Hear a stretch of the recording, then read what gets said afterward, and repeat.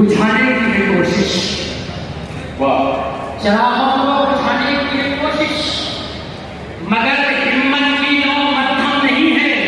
वाह, हमारे आईबी आपको जो छीने अभी इतना किसी ने दम नहीं है। वादिश बहुत शुक्रिया, बहुत माजरत के साथ बोल रहा हूँ।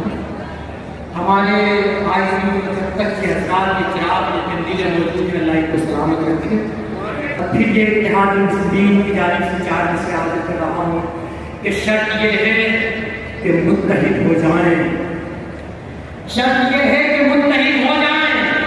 मेहरबान बस खुदा की रहमत है, वो क़यादत तो मिल गई हमको जिस क़यादत की अब ज़रूरत है, वो क़यादत तो मिल गई हमको जिस क़यादत की अब ज़रूरत है।